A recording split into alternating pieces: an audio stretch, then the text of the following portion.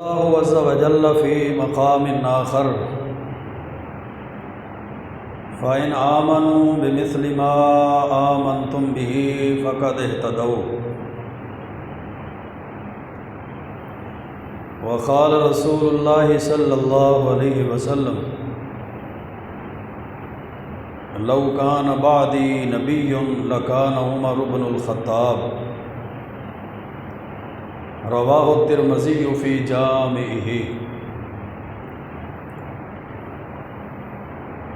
رب اشرح لی صدری ویسر لی امری واحلل عقدۃ من لسانی یفقہوا قولی۔ رب زدنی علما سبحانک لا علم لنا الا ما علمتنا انک انت العلیم الحکیم۔ اللہم صل وسلم علی نبینا محمد وعلی آلہ وبارک وسلم وصل علیہ۔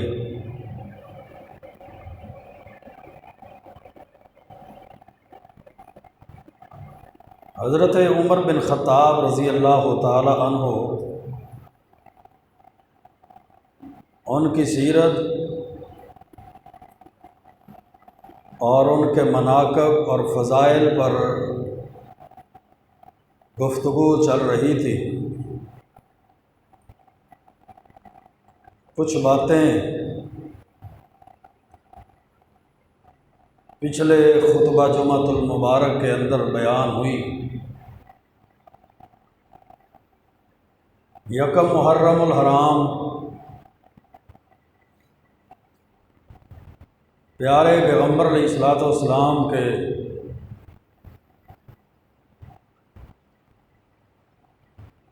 اس صحابی کے خلافت راشدہ کے دوسرے تاجدار کی شہادت کا دن ہے۔ اللہ تعالیٰ نے یوں تو پیارے پیغمبر علیہ الصلوۃ والسلام کے تمام صحابہ کرام کو عظمت اور فضیلت عطا فرمائی، لیکن تمام صحابہ کم و بیش 1,44,000 میں سے سب سے زیادہ فضیلت اور مقام اللہ تعالیٰ نے ان 1400 صحابہ کو عطا کیا ہے جنہوں نے حدیبیہ کے مقام پر درخت کے نیچے اللہ کے پیارے پیغمبر علیہ السلام کے ہاتھ پر بیعت کی تھی۔ لقد رضی اللہ عن المؤمنین اذ یبایعونک تحت الشجر۔ اللہ تعالیٰ ان صحابہ سے راضی ہو گیا جنہوں نے درخت کے نیچے آپ کی بیعت کی۔ پھر ان 1400 صحابہ میں سے وہ صحابہ تمام صحابہ کرام سے افضل ہیں جنہوں نے جنگ بدر کے اندر شرکت کی، جن کی تعداد 313 تھی، جن کے بارے میں پیارے پیغمبر علیہ الصلوۃ والسلام نے فرمایا اطلع علی اہل بدر، اللہ نے بدر والوں پر جھانکا اور اعلان فرما دیا اعملوا ما شئتم قد غفرت لکم۔ اے بدری صحابہ، تم جو مرضی عمل کرو اللہ نے تمہیں معاف کر دیے۔ پھر ان بدری صحابہ میں سے اللہ تعالیٰ نے خلفائے راشدین کو، عشرہ مبشرہ کو، ان 10 صحابہ کو سب سے زیادہ فضیلت عطا فرمائی ہے جن کو دنیا کے اندر ہی اللہ کے پیارے پیغمبر علیہ السلام کی زبان سے جنتوں کی بشارت دی دی۔ پھر ان عشرہ مبشرہ 10 صحابہ میں سے اللہ نے خلفائے راشدین کو سب سے زیادہ فضیلت عطا فرمائی، جن کے راستے اور طریقے کو بھی اللہ نے دین بنا دیا۔ پیارے پیغمبر علیہ السلام نے فرمایا علیکم بسنتی و سنت الخلفاء الراشدین المہدیین، تمہارے اوپر میرے طریقے پر چلنا بھی لازم ہے اور میرے خلفائے راشدین جو ہدایت یافتہ ہیں ان کے طریقے، ان کے راستے پر چلنا بھی لازم اور ضروری ہے۔ ان خلفائے راشدین میں سے دوسرے نمبر پر حضرت عمر فاروق رضی اللہ تعالی عنہ، جن کو اللہ تعالیٰ نے دنیا کی سرداریاں بھی دیں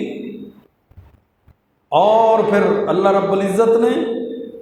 جنتوں کی سرداریاں بھی عطا فرمائیں۔ جس طرح جامع ترمذی کے اندر حدیث ہے، اللہ کے پیارے پیغمبر الاسلام نے حضرت ابو بکر کے بارے میں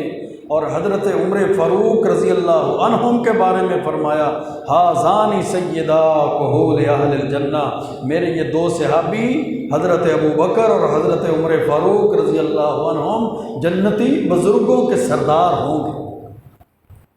من الاولین والآخرین، جو گزر چکے ہیں ان کی سرداری بھی اور جو بعد میں آنے ہیں ان کی سرداری بھی، الا النبیین والمرسلین، سوائے نبیوں اور رسولوں کے۔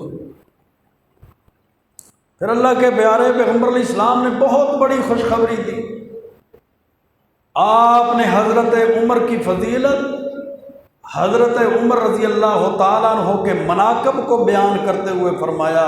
لو کان بعدی نبی لکان عمر بن الخطاب، جامع ترمذی کی حدیث ہے، اگر میرے بعد کوئی نبی آنا ہوتا تو وہ حضرت عمر بن خطاب رضی اللہ تعالیٰ عنہ ہوتے۔ میرے بھائیو، اس قدر فضیلت ہے، اس قدر مقام اور مرتبہ ہے، اس قدر اللہ کے رسول صلی اللہ علیہ وسلم کے نزدیک ان کی اہمیت ہے کہ صحیح البخاری کی حدیث ہے، اللہ کے پیارے پیغمبر علیہ السلام نے اس عظیم اور ابکری شخصیت کے بارے میں فرمایا تھا، یا ابن الخطاب، اے عمر بن خطاب، والذی نفسی بیدہ، اس ذات کی قسم ہے جس کے ہاتھ میں میری جان ہے، ما لقیک الشیطان سالکا فجا قط الا سلک فجا غیر فجک، جس راستے پر تو چلتا ہے اس راستے پر شیطان آئے تو شیطان بھی تجھے دیکھ کر اپنے راستے کو بدل لیتا ہے، اس راستے پر شیطان نہیں چلتا جس راستے پر عمر چلتا۔ یہ حضرت عمر کی شان ہے، یہ حضرت عمر فاروق رضی اللہ تعالیٰ عنہ کا مقام اور مرتبہ ہے کہ شیطان بھی وہ راستہ چھوڑ دیتا ہے، شیطان بھی اس راستے پر نہیں چلتا جس راستے پر اللہ کے رسول صلی اللہ علیہ وسلم کے یہ صحابی چلتے ہیں۔ اللہ نے اتنا روب دیا ہے، اتنا دبدبہ دیا ہے، اتنا غلبہ دیا ہے، اللہ نے اتنی نصرت اور تائید اپنے محبوب پیغمبر علیہ الصلوۃ والسلام کے اس صحابی حضرت عمر فاروق رضی اللہ تعالیٰ عنہ کی۔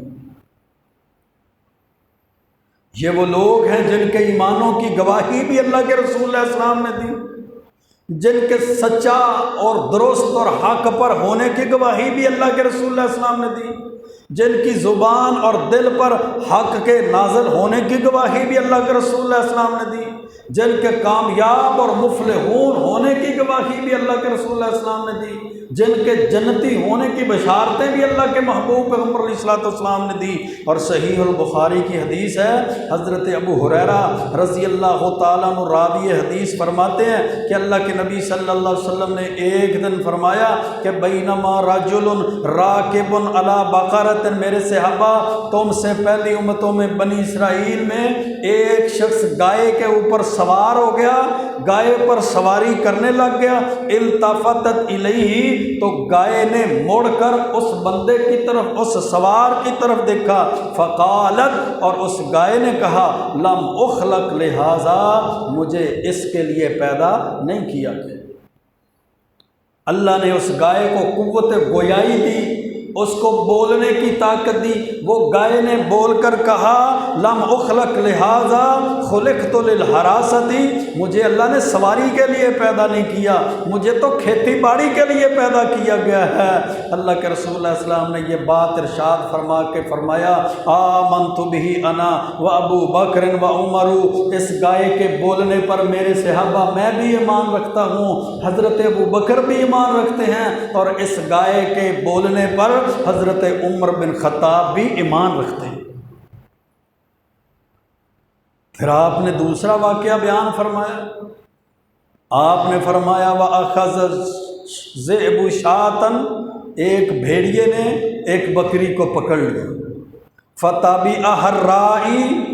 وہ بھیڑیا جب بکری کو پکڑ کے بھاگنے لگا تو اس کے پیچھے چرواہا بھی بھاگنے لگا، تو بھیڑیے نے اس چرواہے کی طرف متوجہ ہو کے کہا من لہا یوم السبت یوم لا راعی لہا غیری، اس دن ان کا نگہبان کون ہوگا؟ وہ تو درندوں کا دن ہوگا، وہ تو جانوروں کا دن ہوگا، جس دن میرے علاوہ ان کا کوئی نگہبان نہیں۔ اللہ نے اس بھیڑیوں کو قوت گویائی دی، اللہ نے اس بھیڑیے کو بولنے کی طاقت دی۔ حضرت رسول اللہ صلی اللہ علیہ وسلم فرماتے ہیں آمنت بہ انا و ابو بکر و عمر، میرے صحابہ اس بھیڑیے کے بولنے پر میں بھی ایمان رکھتا ہوں، اور اس بھیڑیے کے بولنے پر میرے صحابی حضرت ابو بکر اور حضرت عمر بھی ایمان رکھتے ہیں۔ پھر آپ نے فرمایا یہ جب ایمان کی گواہی دی نا، اپنے ایمان کی، حضرت ابو بکر صدیق رضی اللہ تعالیٰ عنہ کے ایمان کی، حضرت عمر فاروق رضی اللہ تعالیٰ عنہ کے ایمان کی گواہی دی، حضرت ابو سلمہ رضی اللہ تعالیٰ عنہ فرماتے ہیں وما ہما یومئذ فی القوم، جن صحابہ کے اندر اللہ کے رسول بیٹھ کر یہ واقعہ بیان فرما رہے تھے نا، ان صحابہ کے اندر اس وقت جب آپ حضرت ابو بکر صدیق کے ایمان کی، جب آپ حضرت عمر فاروق کے ایمان کی گواہی دے رہے تھے، وما ہما یومئذ فی القوم، اس وقت صحابہ کی مجلس میں نہ حضرت ابو بکر موجود تھے نہ حضرت عمر بن خطاب موجود تھے۔ یعنی ان صحابہ کی اتنی شان ہے، حضرت ابو بکر صدیق کا اتنا مقام ہے، حضرت عمر بن خطاب رضی اللہ تعالیٰ عنہ کا اتنا مقام، اتنی فضیلت ہے کہ ان کی عدم موجودگی میں، ان کی غیر موجودگی میں کائنات کے سردار پیغمبر نے، نطق وحی پیغمبر نے، ناطق الوحی پیغمبر نے اپنی زبان نبوت سے اپنے ان صحابہ کی ایمانوں کی گواہی دی ہے، اور ایمان کی گواہی بھی اس وقت دی ہے جب یہ دونوں صحابی مجلس میں موجود بھی نہیں تھی۔ میرے بھائیوں، اتنا مقام، اتنی اہمیت، اتنا منقب، اتنی فضیلت اللہ رب العزت نے حضرت عمر بن خطاب رضی اللہ تعالیٰ عنہ کو دی۔ اور جامع ترمذی کے اندر حدیث ہے، حضرت عبداللہ بن مسعود رضی اللہ تعالیٰ عنہ فرماتے ہیں کہ اللہ کے نبی علیہ السلام نے فرمایا میرے صحابہ یطلع علیکم رجل من اہل الجنہ، یہ جو بندہ آ رہا ہے نا، ابھی تمہارے پاس آئے گا، تمہارے اوپر داخل ہوگا، یہ جنتی بندہ ہے۔ صحابہ نے دیکھا تو آنے والا شخص فطلع ابو بکر، وہ حضرت ابو بکر صدیق رضی اللہ تعالیٰ عنہ تھے۔ ثم قال یطلع علیکم رجل من اہل الجنہ، پھر فرمایا میرے صحابہ ابھی جو بندہ آئے گا، ابھی جو تمہارے پاس داخل ہوگا، ابھی جو تمہاری مجلس میں آئے گا، وہ بھی رجل من اہل الجنہ، وہ بھی ایک جنتی آدمی ہے، ایک جنتی بندہ تمہاری مجلس میں داخل ہونے لگا ہے۔ صحابہ نے دیکھا تو فطلع عمر، وہ داخل ہونے والا بندہ حضرت عمر فاروق رضی اللہ تعالی عنہ تھے۔ نہ صرف دنیا کی کامیابی، نہ صرف دنیا کے اندر غلبے اور کامیاب ہونے کی گواہیاں دی ہیں، بلکہ اللہ کے محبوب پیغمبر علیہ الصلوۃ والسلام نے حضرت ابو بکر صدیق کی، حضرت عمر فاروق رضی اللہ تعالیٰ عنہ کی بارہا کئی دفعہ دنیا کے اندر رہتے ہوئے اپنی زبان نبوت سے جنتوں کی بشارتیں دیں۔ اور دوسرے موقع پر صحیح البخاری کی حدیث ہے نا، ابو موسیٰ اشعری رضی اللہ تعالیٰ عنہ فرماتے ہیں کہ اللہ کے رسول علیہ الصلوۃ والسلام مدینے کے باغات میں سے ایک باغ کے اندر چلے گئے، آپ وہاں جا کر بیٹھ گئے۔ میں نے دیکھا کہ اللہ کے نبی علیہ الصلوۃ والسلام کے پاس آنے کی کسی نے اجازت طلب کی، آپ نے فرمایا دروازہ کھول دو، افتح لہ وبشرہ بالجنہ، دروازہ بھی کھول دو اور آنے والے کو جنت کی بشارت بھی دے دو۔ میں نے جب دروازہ کھولا تو دروازے پہ آنے والا شخص حضرت ابو بکر صدیق رضی اللہ تعالیٰ عنہ تھا۔ پھر کسی نے دروازہ کھٹکھٹایا، وہاں آنے کی اجازت طلب کی، آپ نے دوبارہ فرمایا افتح لہو وبشرہ فی الجنہ،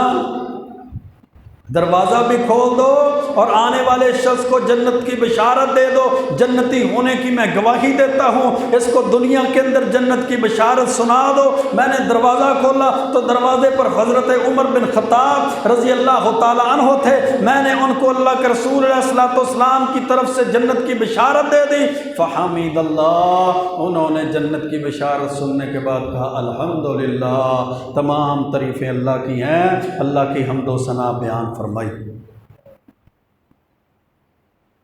اور صرف بشارت ہی نہیں بلکہ جامع ترمذی کے اندر تو مزید وضاحت ہے کہ اللہ کے رسول علیہ الصلوۃ والسلام کو اللہ نے جنت کے نظارے دکھائے، جہنم کے مناظر دکھائے، جنت کی نعمتیں دکھائیں، جنت کے باغات اور نہریں دکھائیں، جنت کے اللہ رب العزت نے محلات دکھائے کہ اللہ کے رسول علیہ الصلوۃ والسلام ایک دن فرماتے ہیں رأیت فی الجنت قصرا من ذہب، میرے صحابہ میں نے جنت کے اندر سونے کا ایک محل دیکھا ہے، سونے کی ایک کوٹھی اور بنگلہ دیکھا ہے۔ فقلت، میں نے فرشتوں سے پوچھا لمن ھذا، یہ سونے کا محل کس کا ہے؟ فقیل لعمر بن الخطاب رضی اللہ تعالی عنہ، فرشتوں نے مجھے کہا اللہ کے رسول یہ آپ کے صحابی عمر بن خطاب رضی اللہ تعالی عنہ کا محل ہے۔ میں نے یہ کوشش کی، میں نے یہ خواہش کا اظہار کیا کہ اس محل کے اندر جاؤں، میں اندر سے اپنے صحابی کا محل دیکھوں کہ اللہ نے جنت میں اس کو کیسا محل عطا کیا ہے۔ فسکرت غیرتہ، مجھے عمر بن خطاب رضی اللہ تعالیٰ عنہ کی ایمانی غیرت یاد آئی، مجھے یاد آیا کہ عمر تو بڑا غیرت مند ہے، عمر تو بڑا غیرت والا ہے، وہ تو پسند نہیں کرے گا کہ اس کی اجازت کے بغیر کوئی بندہ اس کے گھر میں داخل ہو جائے۔ فولیت مدبرا، اس لیے میں واپس آ گیا۔ جب اللہ کے رسول علیہ الصلوۃ والسلام یہ واقعہ بیان فرما رہے تھے، حضرت عمر بن خطاب رضی اللہ تعالیٰ عنہ کے جنتی محل کا ذکر کر رہے تھے، خوشخبری دے رہے تھے۔ فبکا عمر، حضرت عمر بن خطاب رضی اللہ تعالیٰ عنہ اللہ کے رسول علیہ الصلوۃ والسلام کی اس بات کو سن کر رونے لگ گئے اور روئی جا رہے ہیں اور فرما رہے ہیں علیکا غارو یا رسول اللہ، اللہ کے رسول آپ میرے جنتی محل میں میری غیرت کو دیکھ کر نہیں گئے؟ علیکا غارو یا رسول اللہ، اللہ کے رسول کیا میں آپ پر بھی غیرت کھاؤں گا؟ اللہ کے رسول کیا آپ کے داخل ہونے پر بھی مجھے غیرت آئے گی؟ اللہ کے رسول علیکا غارو یا رسول اللہ، اللہ کے رسول آپ میرے محل میں جو داخل نہیں نہ ہوئے، کیا میں اب آپ پہ بھی غیرت کھاؤں گا؟ اور یہ وہ حضرت عمر رضی اللہ تعالیٰ عنہ ہیں جن کو اللہ نے اتنا حق والا بنایا تھا، اتنا سچ والا بنایا تھا۔ اللہ نے ان کے دل کے اوپر، اللہ نے ان کی زبان پر، جو اللہ کے رسول علیہ السلام نے فرمایا تھا نا ان اللہ جعل الحق علی لسان عمر وقلبہ، کہ عمر کے دل پر بھی اللہ نے حق کو نازل فرمایا ہے، اور حضرت عمر رضی اللہ تعالی عنہ کی زبان پر بھی اللہ نے حق کو نازل فرمایا ہے۔ اللہ کے رسول علیہ الصلوۃ والسلام کی زندگی کے اندر 9 ایسے موقع آئے ہیں جب اللہ کے رسول علیہ الصلوۃ والسلام کو حضرت عمر بن خطاب نے جو مشورہ دیا ہے وہ مشورہ اللہ رب العزت کے حکم کے ساتھ موافقت کر کے، جو حضرت عمر بن خطاب نے رائے دی، اپنی رائے اور مشورہ دیا ہے نا، قرآن اس مشورے پر نازل ہو گیا، قرآن اس رائے پر نازل ہو گیا۔ فرماتے ہیں وافقت ربی، حضرت عمر بن خطاب فرماتے ہیں میں اپنے رب کے ساتھ موافقت کر کے، جب پردے کے احکامات نازل ہوئے پھر بھی اللہ کے رسول علیہ السلام کو، صحیح البخاری اور صحیح مسلم کی حدیث ہے، اللہ کے رسول علیہ السلام کو حضرت عمر بن خطاب نے مشورہ دیا کہ اللہ کے رسول علیہ السلام، نیک بندے بھی آتے ہیں، برے بندے بھی آتے ہیں، وہ عورتوں کے پاس آ جاتے ہیں، ان نسائک، اے اللہ کے رسول آپ کی عورتیں مسلمان مومن عورتیں ہیں، ان کو پردہ کرنا چاہیے۔ اللہ رب العزت نے قرآن کریم کے اندر پردے کے احکامات کو نازل فرما دیا۔ دوسرے موقع پر حضرت عمر بن خطاب رضی اللہ تعالیٰ عنہ نے اللہ کے رسول علیہ الصلوۃ والسلام کے سامنے اپنی خواہش کا اظہار فرمایا، لو اتخذنا من مقام ابراہیم مصلی، اللہ کے رسول علیہ السلام اگر ہم مقام ابراہیم کو نماز کی جگہ بنا لیں، جو بیت اللہ کے اندر خانہ کعبہ کے پاس مقام ابراہیم ہے وہاں ہم نفل پڑھا کریں، اللہ نے قرآن نازل فرما دیا واتخذوا من مقام ابراہیم مصلی، لوگوں مقام ابراہیم کو جائے نماز بنا لو، نماز پڑھنے کی جگہ بنا۔ تیسرے نمبر پر جب امہات المومنین ازواج مطہرات کے ساتھ اللہ کے رسول علیہ الصلوۃ والسلام کا کو معاملہ بنا تو انہوں نے ازواج مطہرات کو کہا ہو سکتا ہے اللہ حکم دے دے اور اللہ کے رسول علیہ الصلوۃ والسلام تمہیں طلاق دے دیں۔ اللہ نے قرآن نازل فرما دیا عسیٰ ربہ ان طلقکن ان یبدلہ ازواجا خیرا منکن مسلمات مومنات، قریب ہے کہ اللہ حکم دے دے اور اللہ کے پیارے پیغمبر علیہ السلام تمہیں طلاق دے دے۔ جب انہوں نے دنیا کا اور دنیا کے مال و متاع کا مطالبہ کیا تھا نا اللہ کے رسول علیہ الصلوۃ والسلام سے، ہمیں بھی دنیا کا مال چاہیے، ہمیں بھی دنیا کا مال اور دنیا کا ساز و سامان چاہیے، پھر اللہ کے رسول علیہ الصلوۃ والسلام نے ان کو آپشن دے دیا تھا، چاہے تو تم اللہ کے رسول کو پسند کرو، چاہے تو تم اللہ کے رسول کو اختیار کرو، چاہے دنیا کے مال و متاع زیب و زینت کو اختیار کر لو، اللہ کے رسول علیہ الصلوۃ والسلام کے پاس رہ لو، جو دنیا طلب کر لو۔ اللہ کے رسول علیہ الصلوۃ والسلام کے اس بات کے بعد حضرت عمر بن خطاب رضی اللہ تعالیٰ عنہ نے جو بات کہی تھی اس کی موافقت میں اللہ نے قرآن نازل فرما دی۔ بدر کے قیدیوں کے بارے میں بھی اللہ کے رسول علیہ السلام نے صحابہ کرام سے مشورہ فرمایا تھا، اس مشورے کے اندر جو رائے حضرت عمر بن خطاب نے دی تھی کہ ان کو قتل کیا جائے، ان سے فدیہ نہ لیا جائے، اللہ کے رسول علیہ الصلوۃ والسلام کے سامنے جب یہ رائے رکھی اللہ نے اسی رائے پر قرآن کو نازل فرما دیا۔ منافقین کا جنازہ پڑھانے پر عبداللہ بن ابی کا اللہ کے رسول علیہ الصلوۃ والسلام جنازہ پڑھانا چاہتے تھے، حضرت عمر بن خطاب بار بار کہتے تھے اللہ کے رسول اس نے مسلمانوں کو فلاں موقع پر دھوکہ دیا ہے، مسلمانوں کو اس منافق نے فلاں موقع پر نقصان پہنچایا ہے، آپ اس کا جنازہ نہ پڑھائیے، آپ اس کی قبر پر کھڑے نہ ہوئیے، آپ اس کو اپنی قمیص نہ دیجیے۔ اللہ کے رسول علیہ الصلوۃ والسلام کو حضرت عمر بن خطاب یہ رائے اور مشورہ دیتے جا رہے تھے، اللہ رب العزت نے آسمان سے قرآن کو نازل فرما دیا لا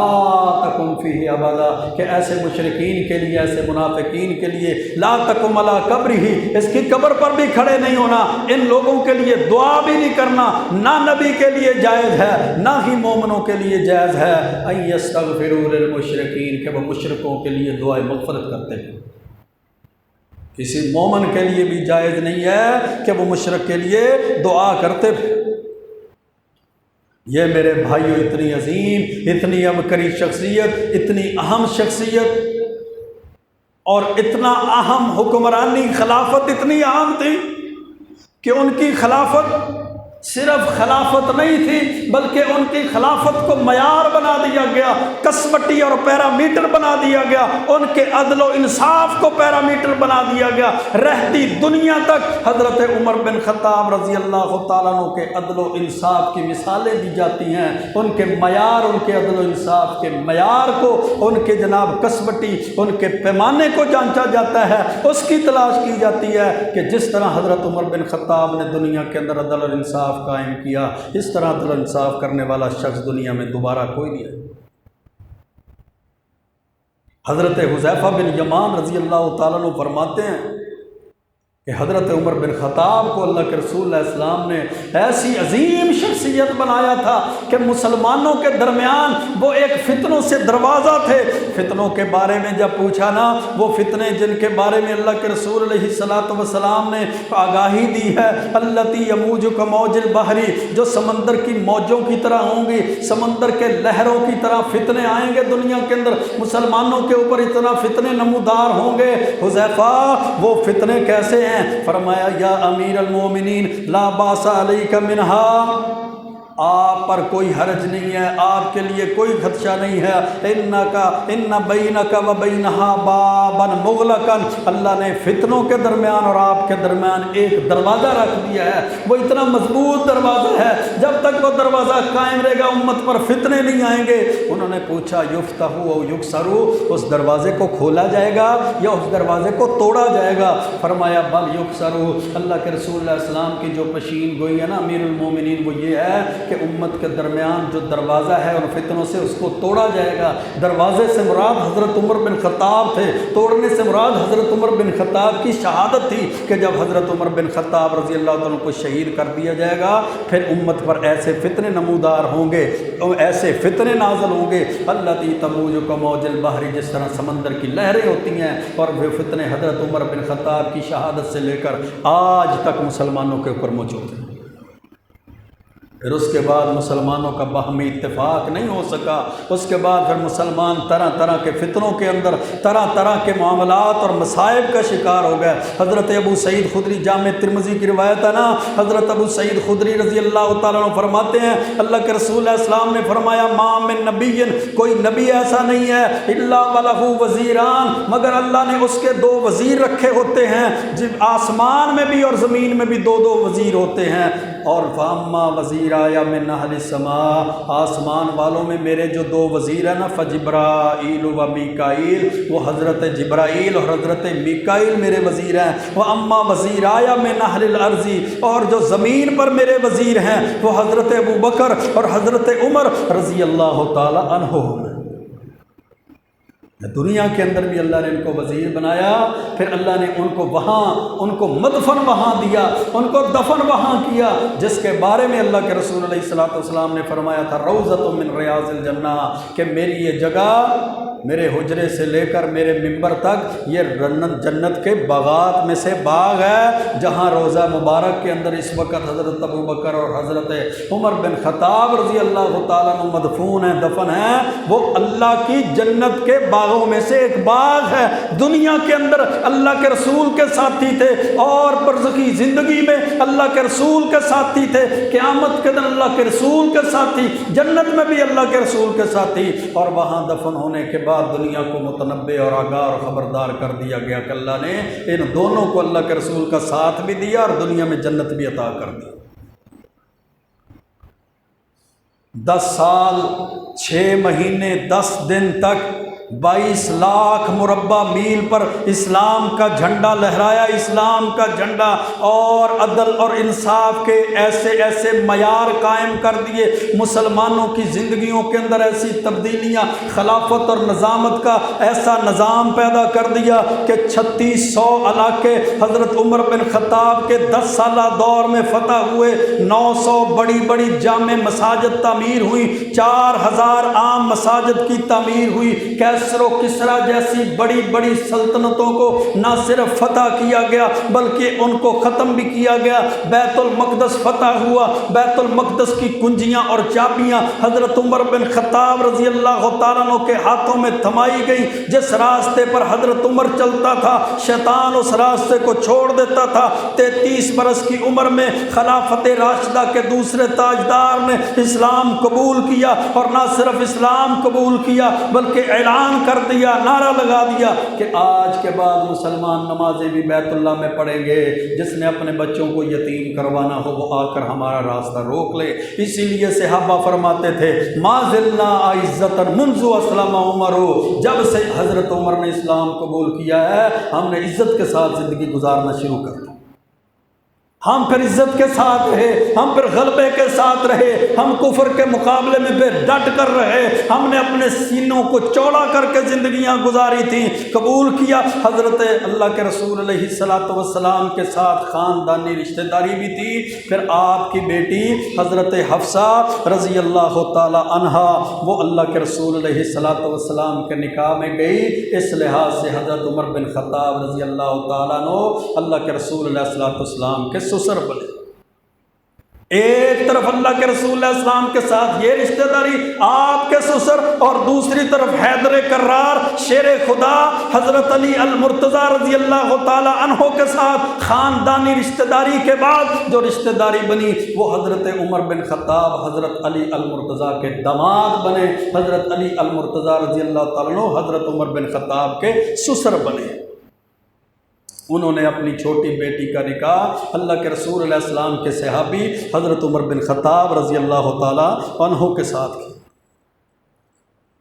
تربیت بڑی اچھی، نظام بڑا اچھا، غلبہ بڑا اچھا، فتوحات ہیں، اللہ کی نصرت، تائید، مدد ہے، غلبے ہیں۔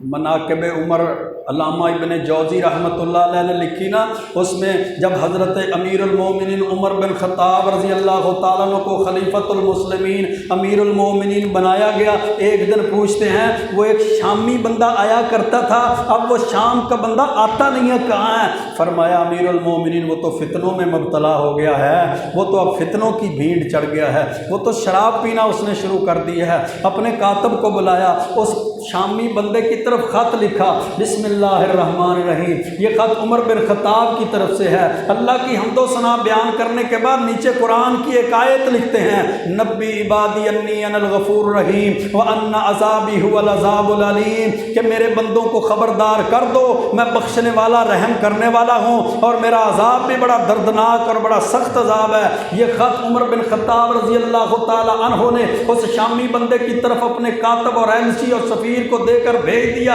اور کہا جب وہ شراب کے نشے میں نہ ہو پھر یہ خط اس کو دینا۔ جب اس کو خط دیا گیا وہ خط پڑھتا جا رہا ہے، روتا جا رہا ہے، خط پڑھتا جا رہا ہے، 7 زاروں قطار رو رہا ہے، اتنا رویا۔ جب خط پڑھ کر مکمل ہوا فرمایا میں اللہ سے اپنے گناہوں کی توبہ کرتا ہوں، فوراً توبۃ نصوحہ کی، واپس آ کر سفیر نے خبر دی امیر المومنین اس شامی نے شراب نوشی سے توبہ کر لی ہے، اللہ کی طرف سچا رجوع کر لیا، توبۃ نصوحہ کی ہے۔ پھر اپنے ساتھیوں کو بتایا جب تم کسی کے اندر خامی دیکھو اس کی تربیت کرو، اس کو اچھی طرح واضح و نصیحت کرو اور اس بندے کے لیے دعائیں بھی کرو، اس کی تربیت کی دعائیں کرو، اس پر لان تان نہ کرو، اس پر کسی قسم کا جناب اس کو تاننے نہ دو، لانتے نہ کرو۔ جس طرح حضرت عبداللہ بن عمر چھوٹے بچے تھے نا، حضرت امیر المومنین عمر بن خطاب ان کو اپنے ساتھ لے جایا کرتے تھے، مسجد میں ساتھ لے جاتے۔ ایک دن نماز پڑھ کے باجماعت نماز کی ادائیگی کے بعد جب واپس آنے لگے نا تو حضرت عبداللہ بن عمر اپنے باپ حضرت عمر بن خطاب سے کہتے ہیں ابا جان ہم نے باجماعت نماز ادا کی ہے، اللہ کا کتنا فضل ہوا ہے، اللہ کی کتنی رحمت ہوئی ہے، لیکن فلاں بندہ بھی نہیں آیا تھا، فلاں بندہ بھی نماز میں نہیں آیا تھا، فلاں بندہ بھی نماز میں نہیں آیا تھا، فلاں بندہ بھی نماز میں نہیں آیا تھا۔ حضرت عبداللہ بن عمر اپنے والد محترم کو اس طرح بندے گنانے لگ گئے، فرمایا عبداللہ اس سے بہتر تھا تو مسجد میں نہ آتا، باجماعت نماز نہ ادا کرتا، تجھے کون سا حق پہنچتا ہے کہ تو اپنی نماز ادا کرنے کے بعد اب فلاں بندے کے کیڑے نکالنا شروع کر دیا ہے، تو نے ان کی خامیاں بیان کرنی شروع کر دی ہے۔ اس سے بہتر ہے ان کی تربیت کے لیے، ان کو صراط مستقیم پہ لانے کے لیے تو اللہ سے دعائیں کرو، تم اللہ سے دعائیں کرو کہ ان کی تربیت ہو جائے، وہ صراط مستقیم کی طرف لوٹ آئیں، وہ صراط مستقیم کی طرف واپس لوٹ آئیں۔ میرے بھائیوں حضرت عمر بن خطاب کے اندر اتنا زہد تھا، اتنا تقویٰ تھا، خشیت الہی اس قدر تھی، ورع اور تقویٰ اس قدر تھا۔ ایک دن مال منڈی میں گئے، مویشی منڈی میں، وہاں دیکھا ایک اونٹنی بڑی موٹی تازی ہے، فروخت ہونے کے لیے آئی ہے۔ پوچھا یہ کس کی اونٹنی ہے جو اتنی موٹی تازی فروخت ہونے کے لیے آئی ہے؟ انہوں نے کہا امیر المومنین آپ کے بیٹے عبداللہ بن عمر کی یہ اونٹنی ہے، یہ فروخت ہونے کے لیے آئی ہے۔ اپنے بیٹے کو بلا لیا، کہا عبداللہ تیری اونٹنی اتنی موٹی تازی کیسے ہو گئی؟ تو نے اس کو کیا کھلایا، کیا پلایا؟ کہا اس کو چارہ کھلایا، اس کو پانی پلایا ہے۔ کہا وہ تو سارے ہی اس کو چارہ کھلاتے ہیں، سارے ہی اس کو پانی پلاتے ہیں، تو نے ایسا کون سا کام کیا ہے کہ اتنی موٹی تازی ہو گئی؟ کہا امیر المومنین جب میں اس کو عوامی چراگاہ میں لے کر جاتا تھا نا چرانے کے لیے، لوگ اپنی اونٹنیاں اپنے جانوروں کو اونٹنیوں کو سائیڈ پہ کر لیتے، باہر نکال لیتے کہ شہزادے کی اونٹنی آئی ہے، خلیفۃ المسلمین امیر المومنین کے بیٹے کی اونٹنی آئی ہے، اس لیے میری اونٹنی کو چرنے کے لیے چارہ بھی زیادہ ملتا، وہ پانی بھی اپنے ہاتھوں سے پلاتے۔ زیادہ چرنے کی وجہ سے اور زیادہ پانی پینے کی وجہ سے یہ اتنی صحت مند اور موٹی تازی ہو گئی ہے۔ میرے بھائیوں حضرت عمر بن خطاب کا زہد، حضرت عمر بن خطاب کا ورع، حضرت عمر بن خطاب کا تقویٰ دیکھیے، اعلان کر دیا کہ عبداللہ اس اونٹنی کو فروخت کر دے، اس اونٹنی کی جو اصل قیمت ہے تو اپنے پاس رکھ لے، جو اوپر کی قیمت زائد قیمت ملے گی وہ پیسے لے کر بیت المال میں جمع کروا دے۔ وہ پیسے لے کر بیت المال میں جمع کروا دے، اس وجہ سے کہ تو نے یہ عمل کیا ہے۔ اور اپنی رعایا کی خبر گیری اس طرح کیا کرتے تھے کہ رات کو مدینے کی گلیوں میں گشت کرتے، رعایا کی خبر گیری کرتے۔ ایک رات مدینے سے دور مقام حرا پر ایک گھر کے پاس پہنچے، بچوں کے رونے کی آواز آتی ہے، دروازہ کھٹکھٹایا جاتا ہے۔ ایک عورت جس نے ہنڈیا چولہے پہ رکھی ہے، وہ ہنڈیا میں کچھ بنا رہی ہے، پکا رہی ہے۔ اس سے پوچھا بچوں کا کیا معاملہ ہے؟ کہا بچوں کے پاس کھانے کے لیے پینے کے لیے کچھ نہیں ہے، میں نے ویسے ہی ہنڈیا چولہے کے اوپر رکھ دی ہے تاکہ یہ جناب اس کی طرف تسلی ہو جائے اور سو جائیں۔ غلام بھی ساتھ تھا، وہاں مدینے سے 3 میل دور مقام حرا سے واپس آئے ہیں، بیت المال سے آٹے کی بوری اٹھائی، کھجوریں اٹھائیں، گھی اٹھایا، اٹھا کر وہ لے جانا شروع کر دیا۔ غلام نے کہا امیر المومنین آپ نے 22 لاکھ مربع میل کے حکمران، آپ نے کندھوں پر یہ مال اٹھا کر ان یتیم بچوں کے لیے لے جا رہے ہیں، مجھے دے دیجئے۔ فرمایا کیا کل قیامت کے دن بھی تو میرا بوجھ اٹھا لے گا؟ اگر قیامت کے دن تو بوجھ نہیں نہ اٹھا سکتا پھر عمر کو ہی کرنے دو۔ وہ آٹا جا کر ان کو دیا، وہ کھجوریں اور گھی جا کر ان کو دیا، والدہ نے پکایا، بچوں کو کھلایا۔ جب بچوں نے کھانا کھا کر سیر ہو گئے، مسکرانا شروع کر دیا تو اپنے غلام کو لے کر واپس آ گئے، خوش ہو گئے، اپنے غلام کو لے کر واپس آ گئے۔ ایک رات مدینے کے راستے پر گشت کر رہے تھے، ایک مدینے کے راستے میں جھونپڑی کو دیکھا، پہلے وہ جھونپڑی موجود نہیں تھی، آج رات یہ جھونپڑی کیسے آ گئی؟ جھونپڑی کے باہر ایک بدو بیٹھا ہے، ایک بدوی بیٹھا رو رہا ہے، دعائیں کر رہا ہے۔ پوچھا کیا ماجرا ہے، کیا معاملہ ہے؟ کہا معاملہ یہ ہے کہ میری بیوی جھونپڑی کے اندر ہے، اس کو درد ذہ ہے، بچہ پیدا ہونے والا ہے، لیکن ہم اجنبی ہیں، ہمارا کوئی پرسان حال نہیں ہے۔ واپس اپنے گھر میں تشریف لائے، اپنی بیوی ام کلثوم سے کہا اللہ نے تجھے نیکی کا موقع دیا ہے، کیا آج تو نیکی کرے گی؟ کہا امیر المومنین حکم کیجئے۔ ساتھ ضروری سامان لیا، اپنے گھر سے چلے، اپنی بیوی کو لیا، اس بدوی عرابی دیہاتی کی جھونپڑی کے پاس پہنچے، اپنی بیوی کو اندر بھیج دیا اور آپ خود وہ ہنڈیا لے کر باہر آگ جلائی۔ ہنڈیا پہ امیر المومنین 22 لاکھ مربع میل پر حکمرانی کرنے والے اسلام کے عظیم خلیفہ خود اپنے ہاتھوں سے کچھ پکانے لگ گئے، ہنڈیا کو چولہے پہ رکھ کر پکا رہے ہیں۔ تھوڑی دیر گزرتی ہے، اندر سے بیوی کی آواز آئی امیر المومنین اپنے دوست کو بیٹے کی خوشخبری دے دیجئے، آپ کے دوست کو اللہ نے بیٹا دیا ہے۔ اس بدوی کو عرابی دیہاتی کو نہیں پتا تھا، رات کی تاریکی میں جو میری خبر گیری اور مدد اور تعاون کر رہا ہے وہ امیر المومنین ہے۔ وہ ڈر گیا، وہ لرز گیا، وہ ہلنا شروع کر دیتا ہے کہ امیر المومنین میری جھونپڑی پہ۔ فرمایا نہ ڈرو، یہ میری ضرورت، یہ میری جناب میرا فرض ہے، یہ تو تیرا حق ہے، ڈرو نہ، یہ کھانا تیار ہو گیا ہے، خود بھی کھاؤ اور اپنی بیوی کو بھی کھلاؤ۔ میرے بھائیوں کیسی مشعل راہ، کیسی روشن راہیں، کیسا اسوہ حسنہ، کیسا نمونہ، کیسا ایمان، کیسا معیار، کیسا عدل و انصاف، کیسے عدل و انصاف کے راستے پر چلنے والے حق کے راستے۔ پھر یہیں پہ بس نہیں، بیت المقدس کی کنجیاں لینے کا وقت آیا، بیت المقدس فتح ہو گیا، چابیاں لینے کا وقت آیا۔ ہجرت کا 15واں سال ہے، حضرت عمر بن خطاب رضی اللہ تعالیٰ عنہ نے حضرت ابو عبیدہ کو پیغام بھیجا، حضرت عمر بن عاص کو پیغام بھیجا، حضرت شرجیل بن حسنہ، یہ سارے کے سارے حکمران تھے، ان صحابہ کو پیغام بھیجا کہ جاؤ بیت المقدس، مقدس سرزمین کے حکمرانوں کی طرف روانہ ہو جاؤ،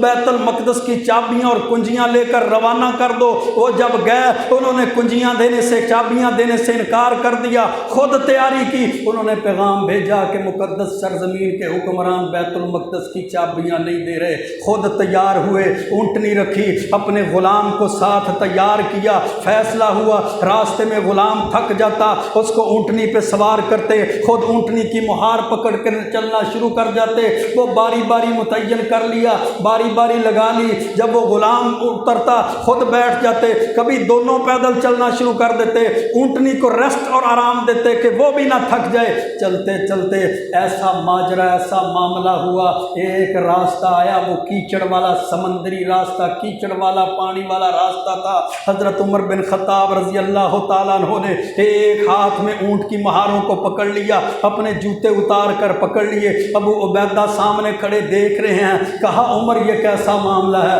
अमीरुल मोमिनीन आप 22 लाख मुरब्बा मील पर हुक्मरान हैं, कैसर व किसरा के फातेह हैं, बैतुल मक़दस के फातेह हैं, आपने ईरान को फतह कर दिया है, आपको अल्लाह ने इतनी इज्जतें अता फरमाई हैं। कहा अबू उबैदा कोई और बात करता तो बात थी, हम जलील लोग थे, अल्लाह ने इस्लाम की वजह से हमें इज्जत दी है, हम मगलूब थे, अल्लाह ने इस्लाम की वजह से हमें गलबा दिया है, हम मफ्तू थे, अल्लाह ने इस्लाम की वजह से हमें फतह दी है, आज क्या हम इस्लाम को छोड़ दें? उस रास्ते पर इसी रास्ते इसी हालत में गुजरे, चलते चलाते जो बारी मुकर्रर की थी अल्लाह का करना ऐसा हुआ, 17 कमीज़ पर पैबंद लगे हुए 22 लाख मुरब्बा मील के हुक्मरान की चलने की बारी आ जाती है, वो गुलाम के ऊँटनी पर सवार होने की सवारी आ जाती बारी आ जाती है। बैतुल मक़दस की ज़मीन भी करीब आ गई। वो गुलाम कहने लगा अमीरुल मोमिनीन अब मैं पैदल चलता हूँ, आप अमीरुल मोमिनीन हैं, खलीफतुल मुस्लिमीन हैं,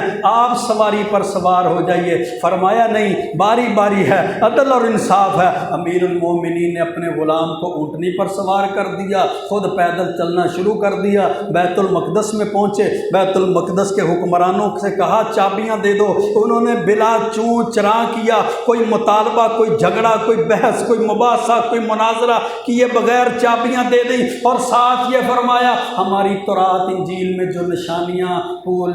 निशानियाँ लिखी हुई है ना, जो हमने पढ़ी थी कि बैतुल मक़दस की चाबियाँ लेने वो शख्स आएगा, वो निशानियाँ आप में सारी की सारी पूरी हैं कि आपका ग़ुलाम सवारी पर सवार है, आपने सवारी की ज़माम को लगाम को पकड़ा हुआ है, आपकी कमीज़ पर 17 पैबंद लगे हुए हैं, आप इस हालत में फातिह बैतुल मक़दस बनकर बैतुल मक़दस में दाखिल हुए हैं, इसलिए हमने वो चाबियाँ फ़ौरन आपको अता कर दी हैं, दे दी। आज एक यूनियन काउंसिल का मेरे भाइयों नाज़म हो, आज एक चेयरमैन MPA MNA हो, एक थाने का जनाब वो SHO बन जाए, वो अपने आप को फ़िरौन समझता है, अपने आप को समझता है ना रब्बुकुमुल आला, मैं तो सबसे बड़ा रब हूँ, जितने जुल्म हो सकते हैं करता चला जाऊँ। 22 लाख मुरब्बा मील का हुक्मरान है और ज़ुहद वरा तक़वा अदल इंसाफ देखिए, हालात देखिए, हालत को देखिए कैसी हालत है। एक नबीना औरत एक झोंपड़ी में रहती है ना, एक दिन देखा कि एक शख्स रोज़ाना ही आता है, उसके घर की सफाई करके चला जाता है, रोज़ाना ही आता है, उसके बिस्तर को उसके चादरों को संभाल कर लपेट कर रख के चला जाता है, उसके घड़े में मशकीज़े में पानी डाल के चला जाता है। रात की तरीकी में दरवाजे के पीछे छुप कर खड़े हो गए, वो जब शख्स जाने लगा उसका बाजू पकड़ लिया, उसके चेहरा ढांपा हुआ चेहरा नंगा किया। हज़रत उमर बिन ख़त्ताब ने देखा कि रात की तरीकी में उस बूढ़ी औरत नबीनी औरत के घर का काम काज करने वाला, झाड़ू देने वाला, पानी भरने वाला कोई और नहीं, मुसलमानों का हुक्मरान हज़रत अबू बकर सिद्दीक़ रज़ी अल्लाह तआला अन्हु। हज़रत अबू बकर सिद्दीक़ रज़ी अल्लाह तआला अन्हु आँखों में आंसू, ज़ारो कतार रोने लग गए। जब हज़रत अबू बकर सिद्दीक़ रज़ी अल्लाह तआला अन्हु दुनिया से गए ना, दुनिया से गए, छोटी छोटी यतीम बच्चियाँ हज़रत उमर बिन ख़त्ताब रज़ी अल्लाह तआला अन्हु के पास तशरीफ़ लाईं, कहने लगी उमर अमीरुल मोमिनीन क्या आपको अल्लाह ने मुसलमानों की खिलाफत दी है, क्या आप मुसलमानों के अमीर बने हैं? कहा हाँ। फरमाया अबू बकर सिद्दीक़ रज़ी अल्लाह तआला अन्हु हमारे घर का आकर काम भी करते थे, हमारी बकरियों का दूध धोकर भी हमें देकर जाते थे, अब वो हमारे घर का काम काज और बकरियों का दूध कौन धोया करेगा? कहा अबू बकर तो उमर को बड़े मुश्किल रास्ते पर छोड़कर चला गया है, उमर से अब ये खिलाफतें, उमर से अब ये हुकूमतें, उमर से अब ये सल्तनतें कैसे जनाब चलाई जाएंगी? फिर अल्लाह के फजल से ऐसी सल्तनतें चलाई, ऐसी खिलाफतें चलाई कि 22 लाख मुरब्बा मील पर हुक्मरानी करने वाले के हुक्मरानी को अल्लाह ने सिर्फ हुक्मरानी और खिलाफत नहीं बनाया, बल्कि खलीफों और हुक्मरानों के लिए अल्लाह ने मयार और कसवटी बना कर रखा। अल्लाह से दुआ है अल्लाह हमें इन अजीम लोगों के नक्शे कदम पर चलने की तौफीक अता फरमाए, इन अजीम लोगों के रास्ते पर चलने की तौफीक अता फरमाए, इनके ईमान को अपनाने की, इनके कौल अफ़आल को, इनके रास्ते और तरीक़े को इख्तियार करने की तौफीक अता फरमाए। वक़ूलु क़ौली हाज़ा अस्तग़फ़िरुल्लाह ली व लकुम व लिसाइरिल मुस्लिमीन।